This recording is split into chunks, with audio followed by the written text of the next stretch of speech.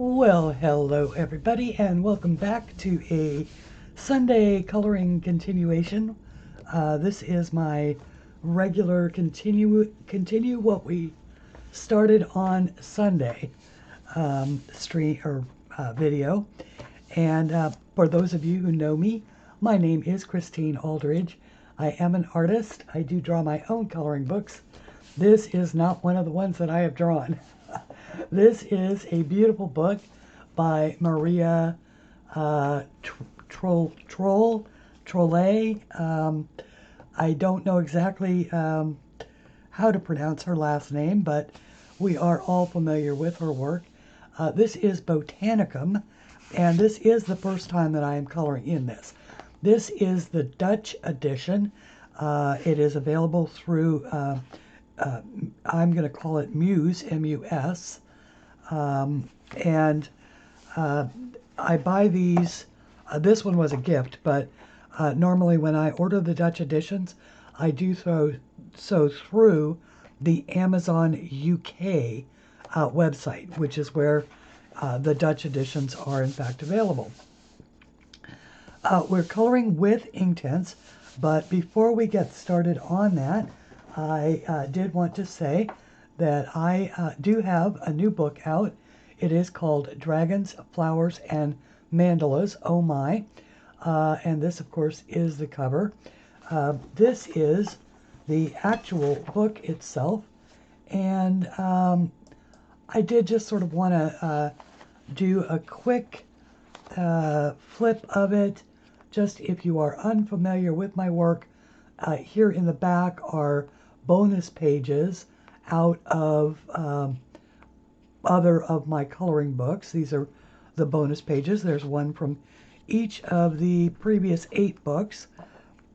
Then there are some craft size of what's in this book, basically for you to either work out your color patterns or color and use them on the front of greeting cards, cut them up and use them as a travel set, whatever. There are 2 empty frames in the back here for collage work or mixed media that you might want to do. And then, of course, from back to front, there are 4 mandalas in the book. And then there are, well, actually there are more than 4, but there are lots of, these are the family of my dragons. There's the duck pond, a design, floral design. This is the style of work that I do, and so hopefully you will like it. Here is one that we colored recently with Cali Art markers and gold watercolor paint and a little embellishment with Posca, the cover image. That's called the Bubble Maker Orchid. There's my Moon Gazer dragon. That one's really pretty colored. All of these are really pretty colored. If you would like to see some of them colored, you can join my coloring group on Facebook. And yeah, so there is that. The previous 2 books are worth mentioning because, well, they're all worth mentioning, but because this one is the Best of C.L. Aldridge Art Mandalas. And now this is mandalas from my first 8 books, all in one volume. So if you are a mandala fan and don't much care about the other drawings, then this is the book for you. It is, all of these, by the way, are available either in print on Amazon, or full copies are available as PDFs in my Etsy shop, as are each of the individual drawings. This is 40 Fan Favorites, which is the top selling books or images out of all of the first 8 books. So there's 5 from each of the first 8 books. And this one is structured very much the same way. As you can see, we've done some coloring. This one is from Fantasy Flower Garden, as is this one. We colored those with Inktense. This one is from one of the books. I don't remember exactly which one, but we colored this with Cali Arts. Let's see. They're in here. It's 5 pages from the first book, 5 from the second, that kind of thing. This one, I believe, is in Flowers and Flyers, which was my third book. This is another one that we did with Cali Arts and gold paint. I love my gold paint. This one's Flowers and Flyers. And starting with the first book, which is Flowers and Dreams. And since even I get confused, I did show them all here on the back cover. So this is the first 8 books that I drew, and this is the best of book. So this was one that we just finished, or I just did a video on it last week and posted it, and we blinged it out with some rhinestones and some sparkles and good stuff like that. This one is not in a book. It's called Homage to a Quilt. It is one of the brand new mandalas that are available in my Etsy shop exclusively. So, that done. I do have a piece of happy mail that I do want to mention. This is from my dear, dear, dear friend, Jill. And Jill, it arrived this morning, and it is absolutely amazing. This is from my wish list, and this is Christina McAllister's The Lumina Chronicles. And if you are unfamiliar with Christina's work, she has done a series of, she's done the Lumina Chronicles, she's done Magical Beauties, she's done, I want to call it Emeritus, but that's not what it is. Anyway, go check out Christina McAllister, and her website is in here. I believe it's gypsymystery.com. So www.gypsymystery.com. Her books are available in print at Amazon, and also she has the PDF versions available here at her website. But this is a gorgeous book. And as all of Christina's art does, this one means something. And so she has written what all the drawings mean and what they pertain to. This is a chronicle of the Lumina book. And at the beginning, she talks about a book that she has in her collection. Whether or not this book is real or not doesn't matter. She does suggest that you read the entire story before you start coloring the work. And I have been wanting to get my hands on this for a long time.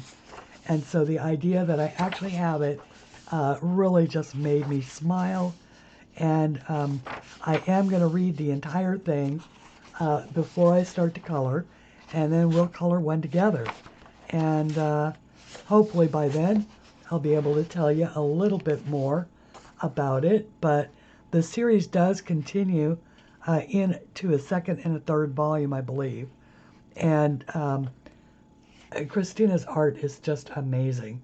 So, yeah, I am so looking forward to this. So thank you so very much, Jill, for this beautiful book. And now, let's continue coloring on this. On Sunday, we did do the deer and the grove of trees, and I demonstrated how you can use Inktense, laying down all your colors at once, and then just using the tip of your brush lightly with the water to blend it all together and automatically leave the shading between the trees and the lightness for the sun and all of that with just a little brush pen and these wonderful Inktense marker or Inktense pencils. If you are unfamiliar with Derwent Inktense, they are pigment in a pencil. They are literally ink pencils. You put it on dry, then you make it wet, and once it is dry, it is permanent, but until it is dry, you can actually move it around a bit to be able to blend it. It does not bleed through, and provided you are using it on paper that is of this quality. Now, I use it in my own coloring books all the time, and have, in fact, used it here. And as you can see, it does shadow the back, but it does not bleed all the way through. These, by the way, are actually permanent marker that I used to do the little dots on these. This was like an alcohol marker, and that's why those did bleed through like that. But mostly it's just shadowing. So you do want to be sure to use a sheet of cardstock, or if you don't have that, just use a couple of sheets of copy paper behind the drawing to protect the one underneath, and you'll be fine. Remember that markers, any kind of alcohol marker, is going to bleed through no matter what kind of paper, as perfectly, shown here. That is the back side of this, done with alcohol markers. There's no way to get around that. There's no paper that alcohol markers won't bleed through, except maybe the very thickest of cardstock. And even at that, most 110 pound, anything over 110 pounds, isn't going to go through your copier if you want to print something off to practice or color on it. And I do also only recommend using alcohol markers in single-sided pages. If you use it in your double-sided books like this one, you will be sacrificing whatever image is on the other side. Since most of us don't want to do that, you're only faced with a couple of options. Buying 2 books so that you can do both sides, or you can, in fact, make a photocopy of the one that you want to, so you're not going to sacrifice it. But remember that technically you're not supposed to do that. Most of us will look the other way if you do it, as long as you're not distributing them, that kind of thing. Okay, so I had done the cornflowers and also just demonstrated how if you want to achieve a little bit of a color wash, but not maybe do the whole thing, remember that white space is your friend. On the page, white space is your friend. So I used the white space and just did the very tips of the little flowers here. And it makes a very nice effect. Same thing on the darker purple ones over here. And then I was working on, oh, wait, there's my little friend. This is my cat, Coriander. She does occasionally walk through the shot. I do apologize. But I was showing also how to blend with the Inktense. You can blend 2 colors together. I have decided that I do want to make the tops of these a little bit darker blue, and I also want to make the bottoms of these a little bit darker blue. So I look at my swatch book, and I use a swatch book a lot. And so I like to determine, like for instance, I believe that I used the iris blue, and I believe I used the, I want to say I used the deep blue. I might have used the sea blue. So I think what I want to do is step it into the deep blue. So I'm going to find the deep blue in my pencil set here. And I believe that that is this one. Now, notice that these pencils are not really sharp. And the reason why I don't sharpen mine very much is because they are pure pigment. And because they're pure pigment, they have a tendency, I mean, there's a lot of color in the part that you would be shaving away if you sharpen them. And so I have a tendency when it gets to little blunt points like this, I will start to take it off the tip of the pencil with my water brush. And that way you can add the color and always have a, hang on a second, I'll show you that in just a second. I didn't want to stop sort of mid point here because I'm blending this in.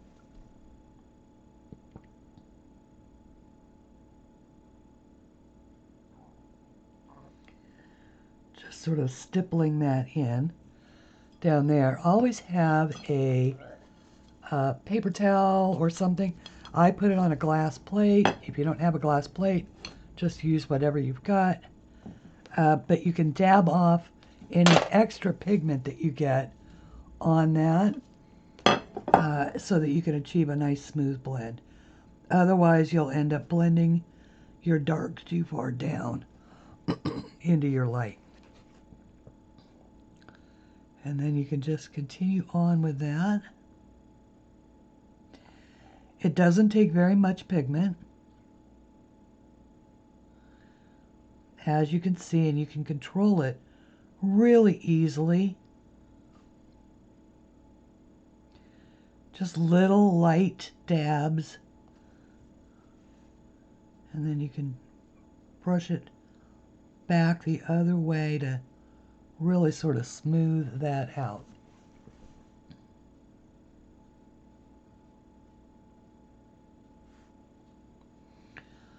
So right now there's just almost no pigment at all on that pencil.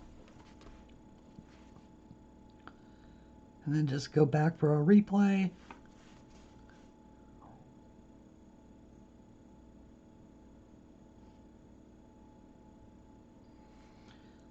Put that on. Then you can dab it off.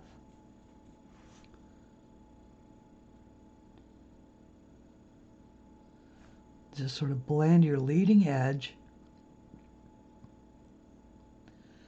And then blend it right back so that the darkest part is right up there at the top, but you've still got your nice gradient of color.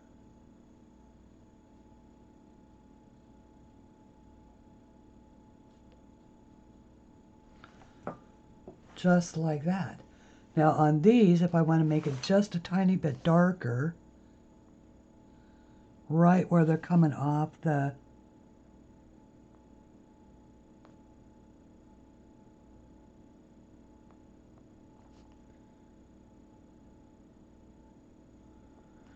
remember, it's not rocket science. It doesn't have to be perfect. You're just adding a little hint of color. When it dries, it'll be slightly lighter. And you do get a tiny bit of extra time with it once the page is already got some color down on it.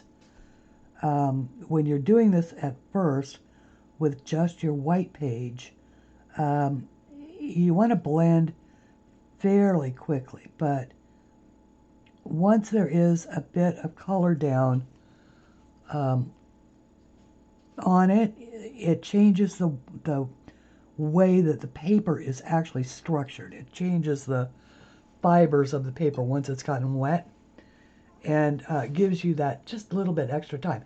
See, so it's just literally, it's just a hint of darker color down in that area, but it gives now it gives the illusion that that flower has some depth right there. So it's really just a tiny hint of color. And you just do the same thing, just a tiny bit. You know, this is a small space, and this is really just a This is just a glamorizing thing. Absolutely not necessary if you don't want to do it. But it creates a nice effect.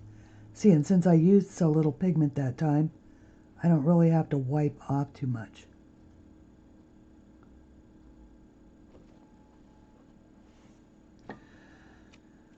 So just that little bit of color, that it makes a difference, though.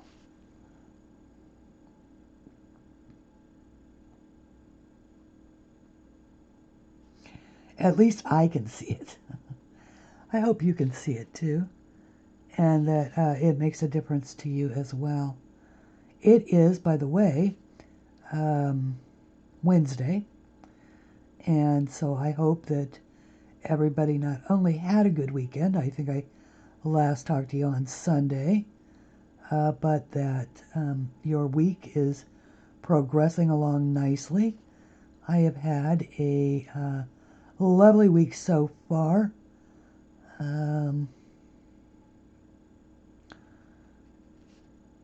I realized on Monday, of course, that it was a holiday. I hadn't realized that it was a 3-day weekend, and until Monday, when, of course, there was no mail delivery, and nothing was, none of the businesses or anything like that were open, including banks and things like that. So I had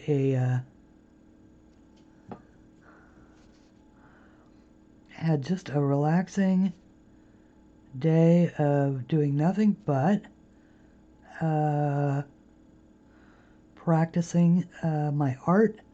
I made some watercolor drawings. I'm up to 2 so far, which doesn't seem like a lot, but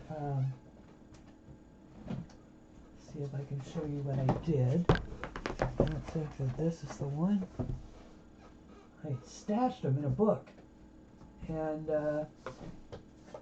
but I don't remember what book. Oh, there they are. All right, so I think I showed you guys this one, but I changed it a little bit in that I added dark to the centers instead of the white, and I think, and I darkened up the centers of this, so I think it looks much better. And then this one was just a little play piece that I did. I have to sign this. I haven't done it yet. But so this, I love the way the roses turned out. I'm not so sure about the rest of the greenery, but I love the roses, which is really what I was practicing. I was practicing watercoloring my roses. And of course, I do this freehand without drawing it first. So it's just practicing. But I liked them well enough that I mounted them on cardstock. And I do believe that I will be giving these away on my next Sunday stream. So keep that in mind if you would like to be here next Sunday. I believe that I will do that.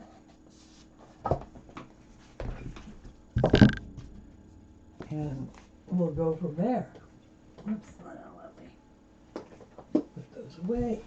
Okay, put that down there. Deal with that later. Okay. All right, so now zooming you back down.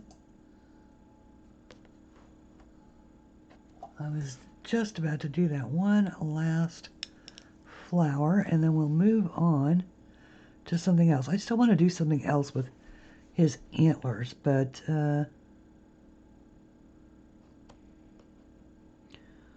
and there is still some more shading that needs to be done on those guys, but I might do that in pencil, but I might do it in Inktense. We shall see what we shall see. As I did mention, this is the first time that I am coloring in this book. I'm doing this for a couple of reasons. One, because last year I kept meaning to participate in Lavelia's Color Your Horde, and I never did do it, so I am going to start doing that this year and coloring in books that are not books that I drew, since I have a growing collection of them, and I love each and every one of them so very much. Okay, so now I like to embellish a lot, and so I'm going to embellish those with little dots and probably little green doohickeys in the center. So let's start with the little green doohickeys in the center. This is a vivid green, and that's probably not what I want. This is a felt green, and that will work. Felt green is a good shade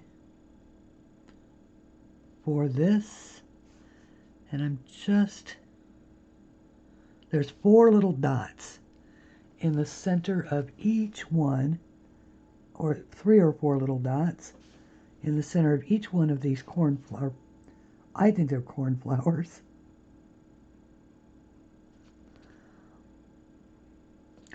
So I'm just adding that in.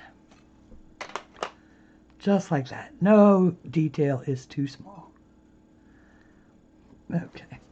Now, I was thinking, okay, so I've been color balancing. That's one of the things that that I did want to talk about, and that is color balancing. So, as you can see, I've used the blue in 3 particular spots, different shades of the blue, but all sort of the same, or different colorings with the blue, but all sort of the same color scheme. Then I want to use like an orange and a pink, because you know I always use the orange and the pink, but I'm thinking that that these up here, and I may not use the orange. Well, I may use yellow and orange as opposed to pink, because I've got blues and purples going on. But these scream yellow to me for some reason. They scream yellow with an orange center. So I am thinking yellow, like a buttercup yellow. So maybe I think maybe I'm going to do them in the cadmium yellow, but then the centers I'm going to make something pretty, like, well, let's see. Let's go with cad yellow to start. So I'm just throwing down some pigment. I'm not being fussy about making sure that I'm getting right into the lines. And I'm not even going to really be fussy about if I get any into the star area, because this is just a first shade, or a first coat, and we're going to shade over it. The only thing I am trying to do is stay inside the lines. And once again, these pencils are fairly dull. And I need to get I keep meaning to get a little sectioned off tray thing so that I can use, because one of the things that I've proved is that there's more than plenty of pigment in one sharpening of one of these to do an entire picture with that color. And so I like to be sort of miserly with my tools, mostly because they're expensive. You know, Inktense are not an inexpensive medium. They're about $1. They work out to being about $1 per pencil, but you can only buy them by the set. I don't believe they're selling Inktense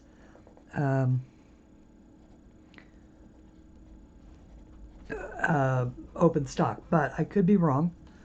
I could be wrong. And Okay, so if we use yellow there, then I want to use yellow in one other place, at least. So maybe I will use it at the tips of these. Maybe on this. And I'll decide, or actually I used it in those blue flowers as well. But maybe I'll also throw in a little orange on this. Just make that yellow for right now. On that one, okay? So all of those areas, I apologize if I was off screen on that yellow one. Okay.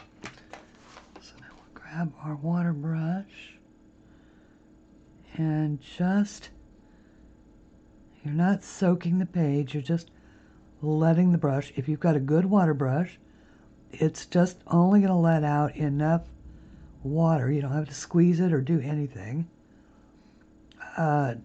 Just enough water to do the part that you're working on. So you're not soaking the entire page. And therefore you should have very little buckle or wrinkling or it trying to fold in on itself or anything like that.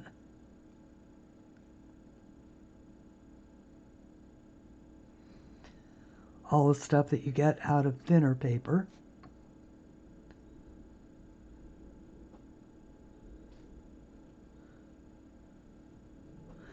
I do hope that you like what you see here on my channel, and that if you do, you will continue following me, or you will consider following me on social media. If you would like and subscribe to my channel, that would be great. And if you ring the bell for notifications so that you never miss a video. I'm also on, of course, Twitter, Instagram, and Facebook at CL Aldridge Arts.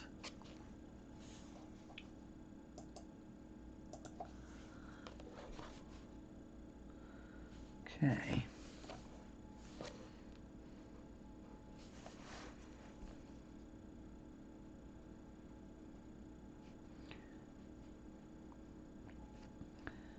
Now I am going ahead and bringing this down all the way because I can use a different color toward the center to make these yellow flowers stand out. But really by getting the pigment wet, what you're doing is making it lay down on the page and actually live there and be permanent.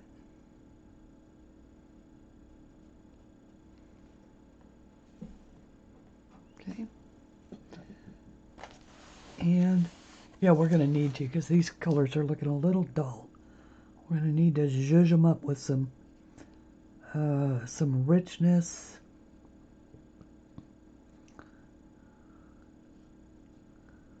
I'll undoubtedly need to do that with the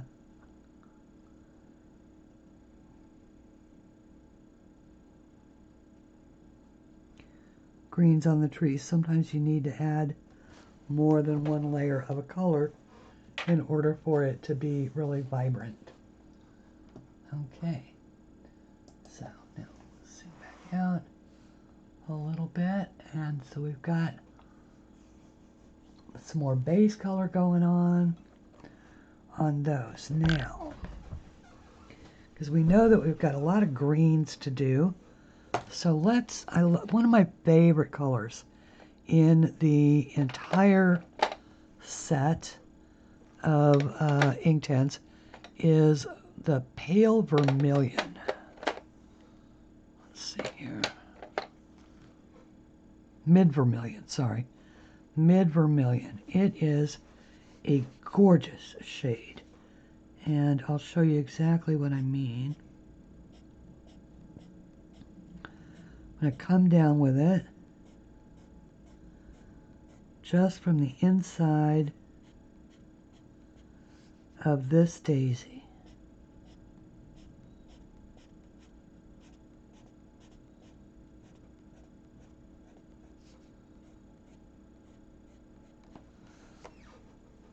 Okay. And then I'm going to go ahead and use that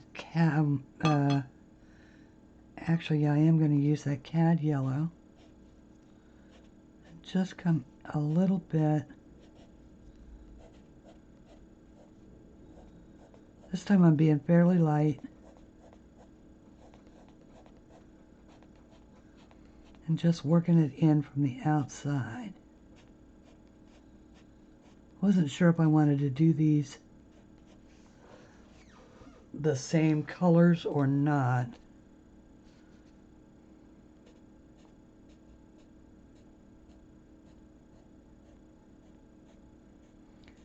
This one sort of will have a blush of it.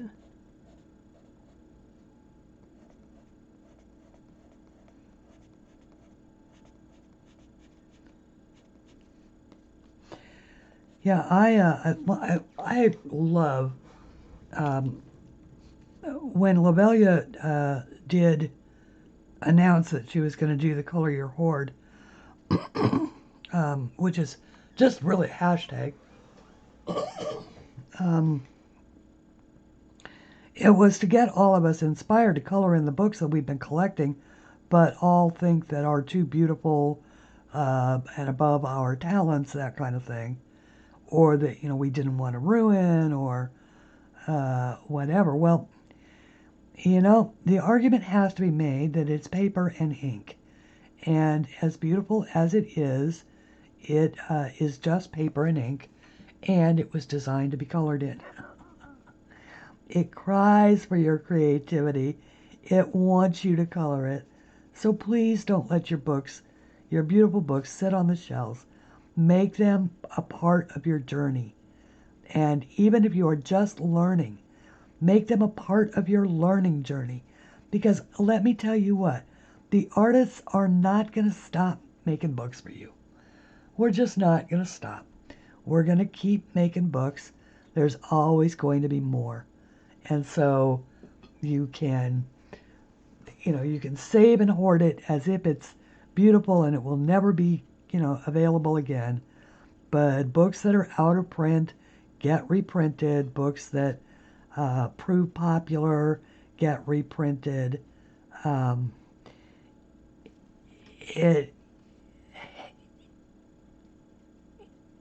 Or the artist does more work and it's even better. And so then you'll have a whole new bunch to collect. But don't just let it sit uncolored on your shelf, because then it's just money that you spent and you're not getting any joy out of it. And I don't know about all you guys, but I don't get any joy out of being too scared to color in my, in my treasured coloring books. So I just, you just sort of open the door to fear, and you find out it's not really there anyway, and you just go for it. I'm trying to, my dearest friend in the world has a phrase. She says, I opened the door to fear and nothing was on the other side. So, since she realized there wasn't anything there, nothing to be afraid of, just go for it. So I two-tone everything, by the way. I like to blend. So I'll just two-tone the heck out of all of this. Do the same thing over here with this. Maybe just a little, a little bit different. Some on the inside. Some on the tip.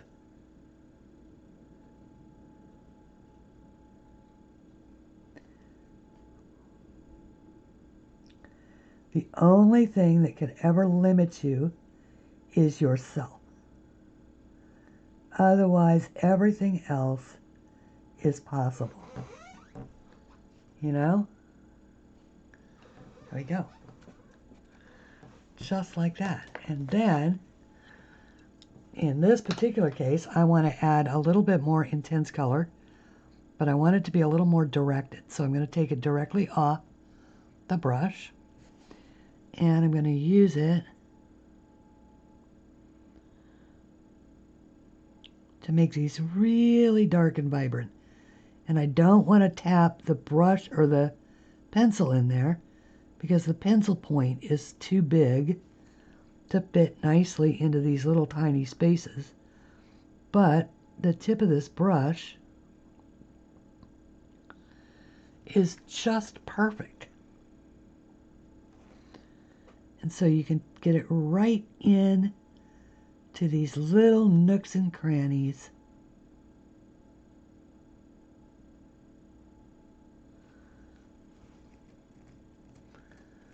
And make a nice orange spot. Or, in this case, vermilion is sort of the pinky side of orange, which seems to be a color I am obsessed with. I've noticed that it is appearing in a lot of my coloring. It certainly does in those watercolorings that I did, the pinky side of orange.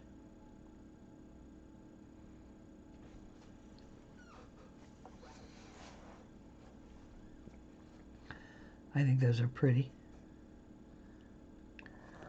Once they dry, they'll be a little bit less.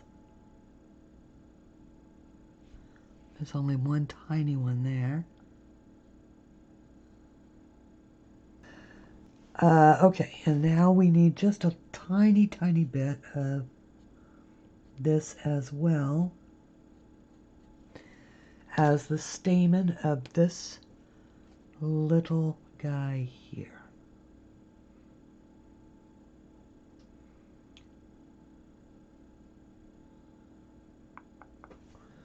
Just like that. And just like that, I have switched over to a voiceover on this particular video, and I have hit the sped it up ×2. This is for two reasons. One is because this is a really long coloring, and otherwise I would keep you sitting here for 2 or 3 hours. And the other reason is that there was something on PBS that I was particularly interested in listening to, and that is, of course, the historic impeachment of a president. And so I take, politics seriously, and so I wanted to go ahead and listen to that. So I stopped talking at that point and continued coloring with the camera on, but was listening to the hearing. So now I'm talking to you after the fact, and I am really enjoying coloring this particular drawing. It jumped out at me as I was thumbing through the book and said, this is the one that I want to color, or you need to color me. And so I'm really glad that we started this on Sunday so that I could finish it over the week for you. And it is Wednesday. I might have said that earlier, but it is still Wednesday. And now I'm color balancing, so I'm trying to use each of the colors. I'm trying to use in 3 places. So I use the blue in 3 places. I use the yellow in 3 places. Now I'm going to use the pink, obviously, in 3 places. And I think that's it for the flowers. Yeah, I think that's it for the flowers.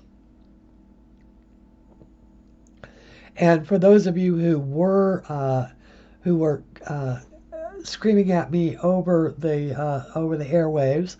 I heard you. I did miss the blue flower buds in 2 of the flowers, so as you can see, I did go ahead and go back and get those. I did that off camera.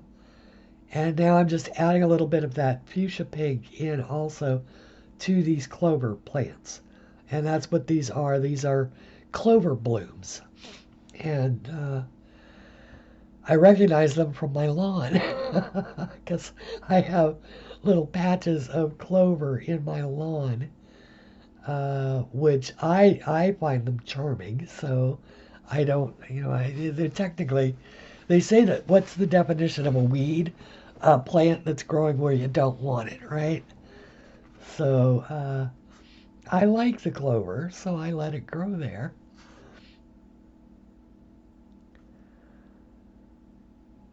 Anyway, this is the felt green that I'm using for this. And I love this particular shade of green. It's really versatile. It works for leaves, works for trees, works for just about everything. The other one that I love is the fern, and I will use that later on. I pretty much break out every green in the box to do these particular leaf arrangements in all of these different flowers. So, like I use the felt green, the beach green, the spring green, the Ionian green. Pretty much if it's a yellow green and it's in the Inktense box, I'm using it. So, and there is a lot of green in this particular picture. Between the trees and the leaves and the little splashes of color of the flowers, everything else pretty much is green. Green grass, green leaves, green trees.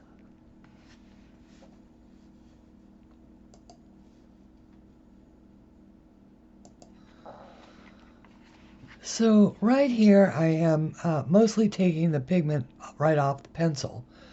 And I like it's hard to get around the smoothness of the laydown when you do it that way. But the problem with doing it that way, of course, is that you're making both the ink and the wood wet. And when you do that, of course, the wood could swell, and the pencil, you have to wait for it to dry out before you can actually use it directly on the paper again. So while you get a nice smooth laydown, you do sometimes have to wait a bit, if you're using a particular pencil a lot, to let it dry out just a little bit. So this, I believe, is the beach green that I'm using now. And one of the greens. I just switched back and forth between all the different greens that are in the box. And hopefully, now I didn't do an awful lot of shading on these leaves or anything like that. I just basically straight colored them and then let whatever variations in the pigment, sort of dictate where the shading was, if there was in fact any shading.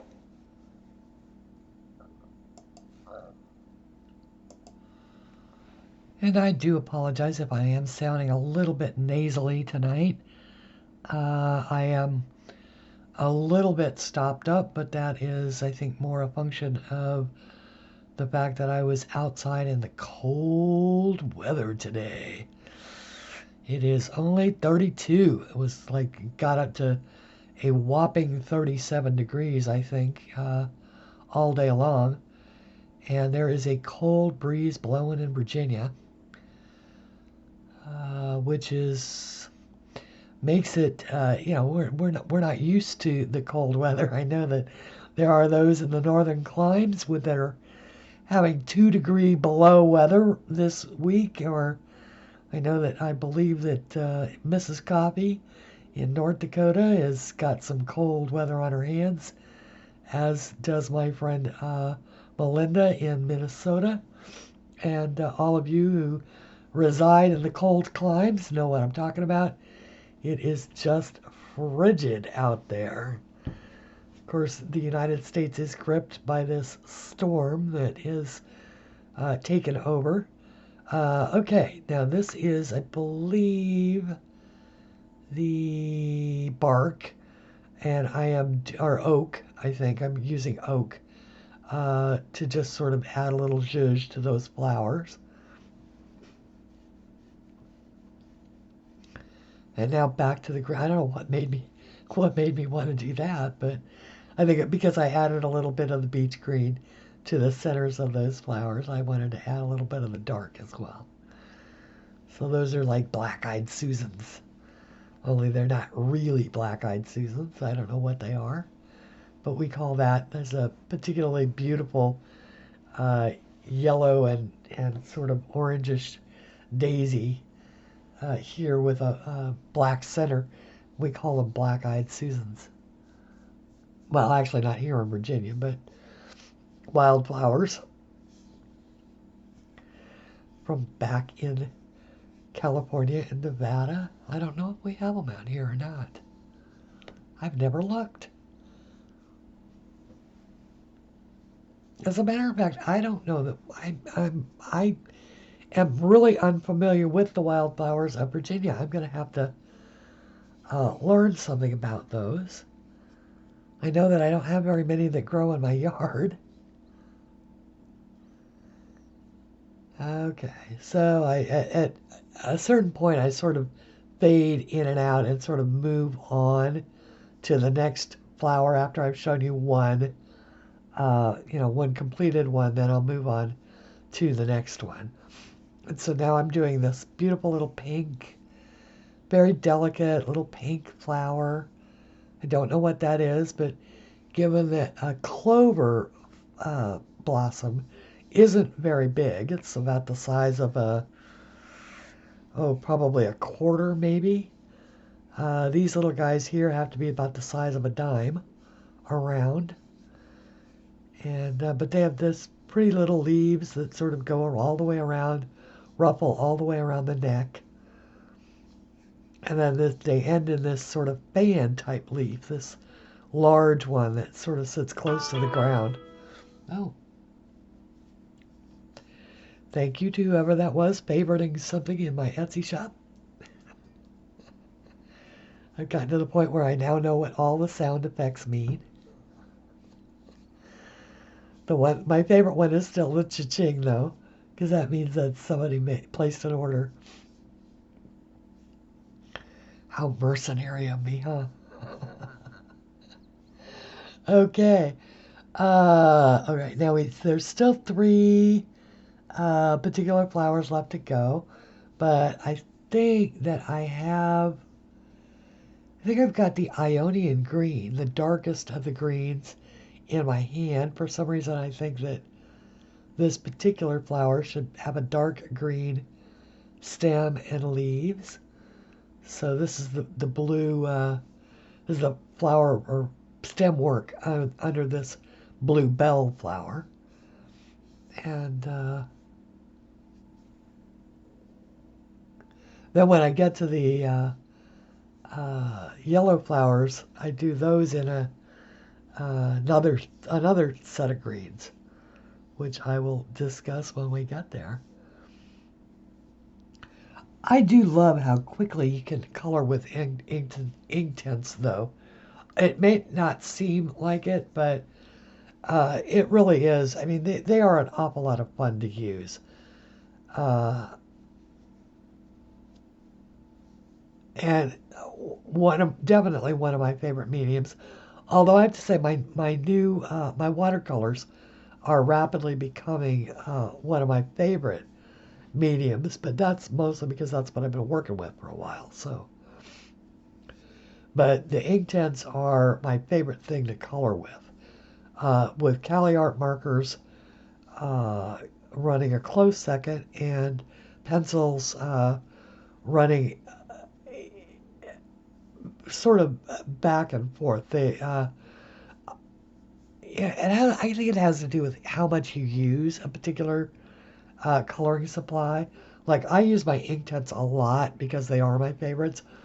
But when I actually start to color, like with the delis or with the Prismacolors, uh, I love the pencils.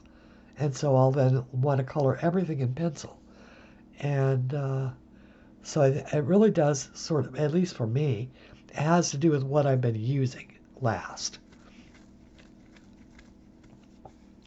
It's like I really love I love the Pan Pastels. As a matter of fact, I gotta say, I've never met a coloring supply I don't love. I love them all. Just give me all these pages to color. I'll be happy for the rest of my life. Of course, that I still have to draw coloring pages too. And I really do enjoy that as well. It's just a case of, an artist's work is just never done. Could have a worse way to make a living, that's for absolute sure.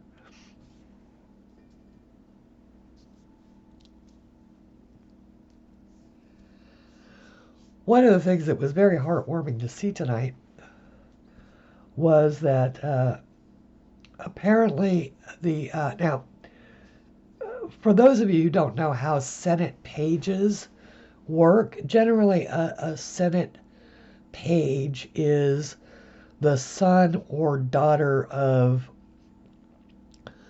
some sort of highly placed person among the wealthy of DC, but a few of them are just simply meritorious high school students. And so tonight was the official end of this particular batch of Senate pages term. And so it was so nice to see the entire Senate, all 100 of these, guys who otherwise, fight and pull each other's hair, stand up and give a standing ovation to these young kids, who are being exposed to public service for the first time and, or, sometimes for the first time. But it's a heck of a thing to get on your resume if you can get it. Being a Senate page is a pretty big deal. So I imagine it's like, law students getting to clerk for a Supreme Court justice. In the high school realm, it's sort of the same type of thing, a coveted position, and thankless. I mean, they get to sit on these, little tiny chairs, and they're constantly having to get up and move, and their job is to literally basically run errands, run messages here, there, back and forth. They're at everybody's beck and call. Okay, now, all the leaves are done, and I'm about to start with the charcoal gray pencil. And what I'm doing here is I'm laying in the shadow of where the trees are shading. And this came to me as I was looking at pictures of a grove of trees. And I saw, the individual shadows of each of the trees. And so I'd never done it before, but as I started, the pencil sort of took over, and it sort of told me where the shadows go. And it kind of was a magical thing, really. All right, now I've got the Ionian green, which is the darkest of the yellow greens. And I'm using that right over the charcoal gray, and a little bit to the outside of it, so that it shades the, like it looks like, both a reflection of the tree, but also, lends a natural blending as it's coming down. And when it's all wet and you activate it, it looks really good. It looks really good, like, you know, like this is a shady grove. So,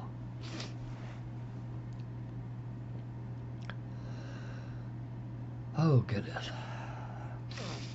I can hardly breathe. But, I mean, my lungs are fine. It's my nose. It's like I have a cold in the nose. But I don't have a cold. I just have clogged sinuses. They're not even clogged. They're just swollen shut is what it is.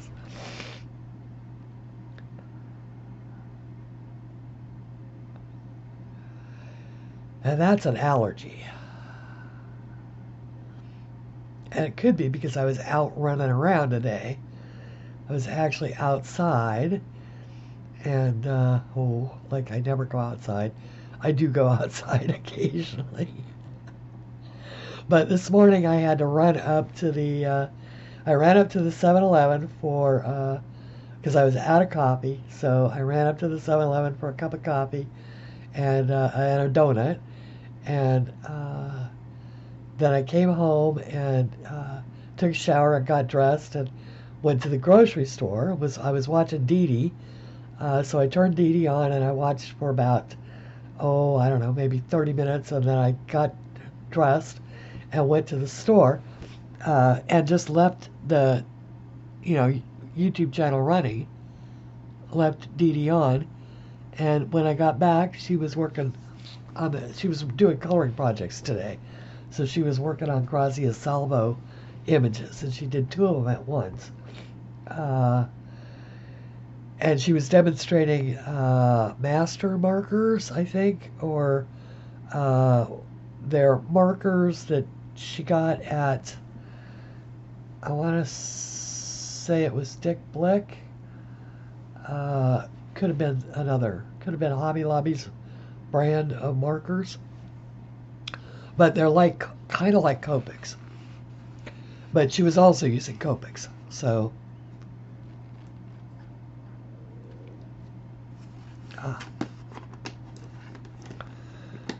speaking of which, I'm still using the same cup that I got my coffee in this morning.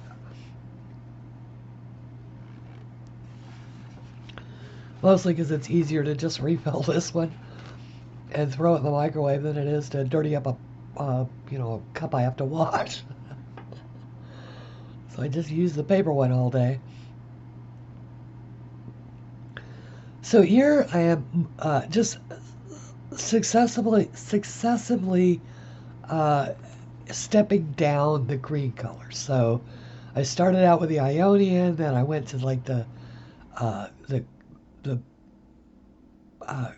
beach green, then the felt green, then the spring green. Now I think I have the amber in my hand and the tan. I'm going to work my way into the browns now. So I've got the tan pencil. I'll go down to the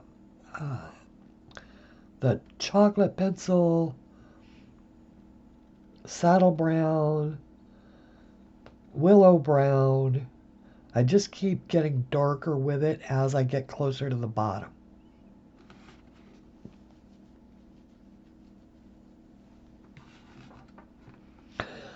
I've got the microphone sensitivity turned way up on this microphone. So if it's too much, let me know, guys. Leave something in the comment for me. I noticed that if I don't turn it up, it's easier for you guys. Sorry. To have it be too loud and have to turn it down than it is to where you can't turn it up high enough to hear it. And so I tend to err on the side of too loud.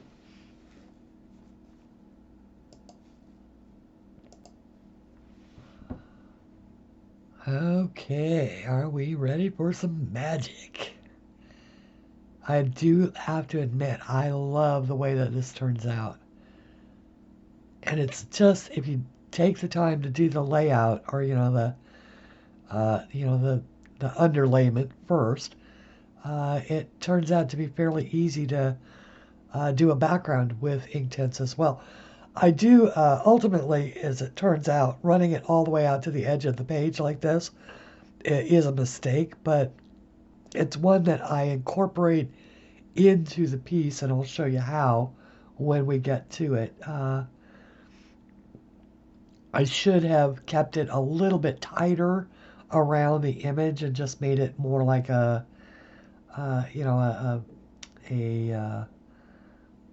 rather than a full page background. I should have just left it like a glow kind of all the way around it, but oh well. We live and we learn. I never said I wasn't going to make mistakes, just that I was going to try. Ultimately, though, I'm really glad, and I'll finally have something that I can put hashtag color your horde. I can honestly say that I have, 4 of Maria's books, and I have not colored in any of them. That is a crying shame. So I'm going to correct that this year, and we'll do it together. I'll show you guys my interpretation of Maria's work, and hopefully you'll like it too. See, now look at how perfectly adding the gray underneath. Basically what I did is I made my own grayscale. By adding the gray shadow underneath, it really translates well to those trees. So you just have to imagine yourself sitting in a shady spot up against the back of one of those trees, and there it is, completely finished.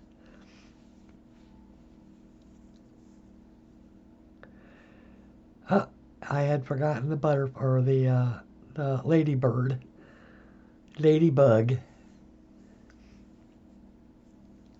So I'll do that in red, and then I will come back and I'll add the black dots to it, but I have to wait until it's dry.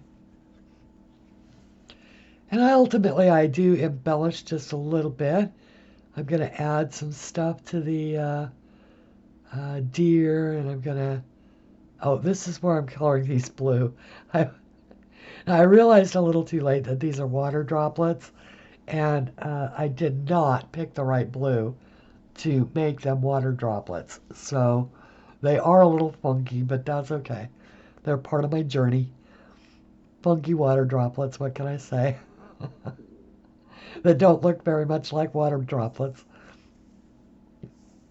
I could probably go back in and fix them, but at this point in time, I'm not going to. I'm just going to call it good. I make a attempt to do it here. Again, still not the right blue. I should have had the sea blue in my hand, and instead I tried to do it with a, with a navy blue or a bright blue or something. Oh, now this is how I fix it.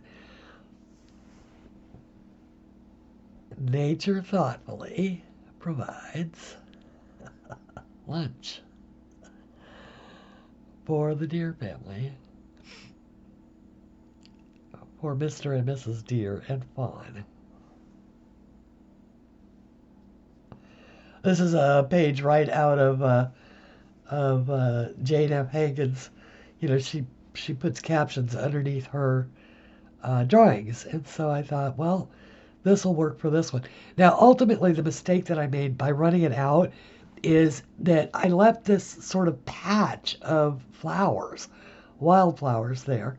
So fixing it, I made it lunch for the, for the deer, since there's only a few wildflowers.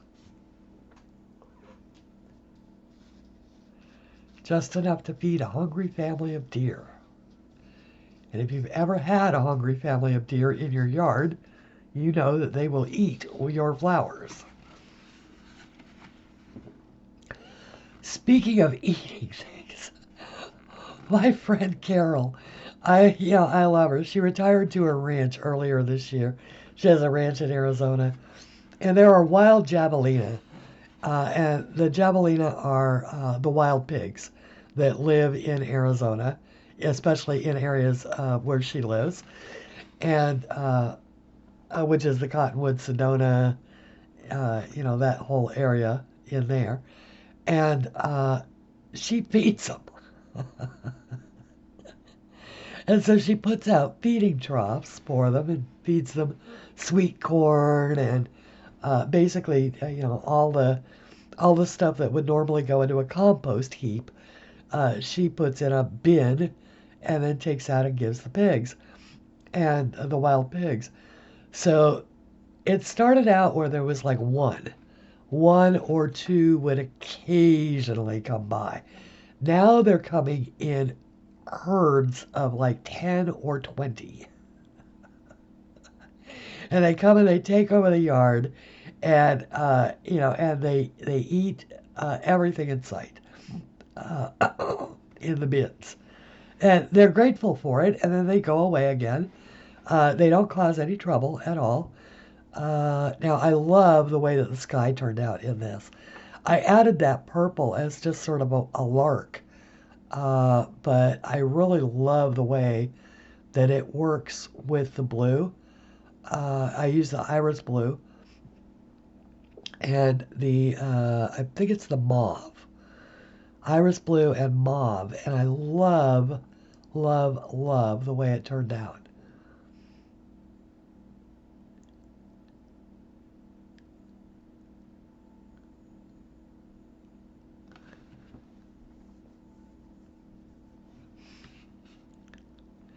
I'm having a little trouble with this water brush, keeping it wet. It is the big one, and I know that, this one has that problem. It either is dripping wet or it is too dry. But it doesn't have a really good water flow, so you have to squeeze it a lot. Occasionally I get water drips and stuff like that. And as I started out, I was really wet. It was really wet, which is what that dark patch is up there at the top. But as it dries, that's the coffee, by the way, in that coffee cup that you're hearing in the background. Okay, now I'm clipping that page because it is still wet, and it does want to curl up on me. So that's why the bottom one is clipped as well. So now I'm adding just a little bit more color. This is the tan color. So it's the same color I started out coloring him with. And I'm just darkening up or evening out the shading a little bit. Just to give them a little bit richer tone. Like they, like closer to reality, I guess. I didn't want to take it too far, but I didn't want to leave them just, hanging out there. Now I'm going to add a little bit of pink to the ears. I think that's the desert or the deep rose. I just added like one stroke of that color lightly to the interior of the ears. And I would have added it elsewhere, except there wasn't any other place to add it. So, yeah, ultimately I'm pretty happy with the way this turned out. I really love that sky. Love that sky. Love the shadows under the trees. But you can really see right here where running that background all the way out to the edges of the page, especially when it comes to these flowers in front, was a mistake. So instead, the flowers are just a little bit of flowers in a patch that are the deer's lunch or the deer's dessert, maybe. Adding just a little bit more color to this center daisy. This is the mid vermilion. it got a little washed out, which happens, you know, with Inktense. It happens. They have a tendency to dry. They're not really chalky, but they can dry like they're chalk, even though they're not.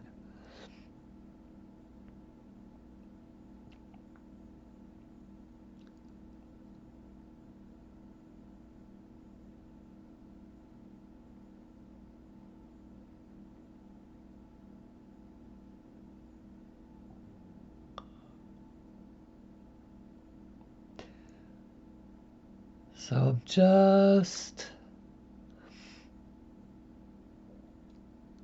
blending that in a little bit.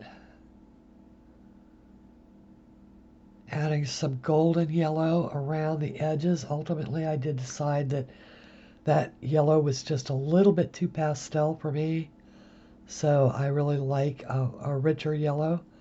So I'm adding the little bit of that sun yellow, or not sun yellow, but golden yellow around the edges of these flowers, which I think gives them a much nicer color plan or color scheme. Right now I'm working on the dots for the little fawn.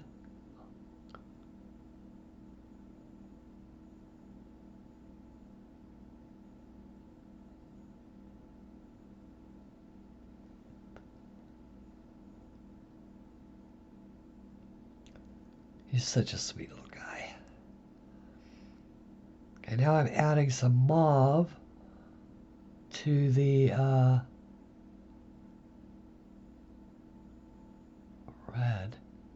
red, I think? No, to the fuchsia. Adding some mauve to the fuchsia because it's a little bit darker purple. Whereas the fuchsia is a very light, sort of pinky, hot pink. Or I guess a lot of people would call it purple, but I like mauve. I think mauve is a nice shade. Okay, so here we are, and we are all done, and I am just loving the way that this sky turned out. Once again, and I'm turning it up here so that you can see a little bit closer, hopefully, to what I see. The camera is sort of washing out the colors. They are a little more vibrant than it appears here. And once again, I just love that it ended up looking like those were just a patch of wildflowers. The page is now dry, and as you can see, it will have buckled just a little bit, but it's nothing that will affect the ability to color the other page.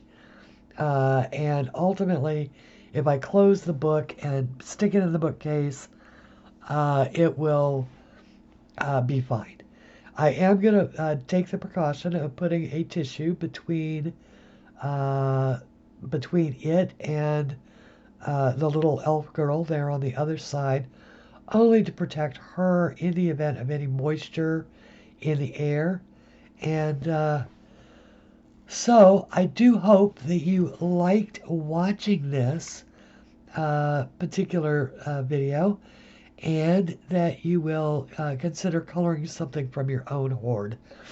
Please also consider the books that I do draw, and they are once again available on Amazon and Etsy.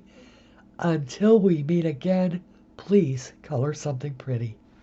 Thanks for joining me, everyone.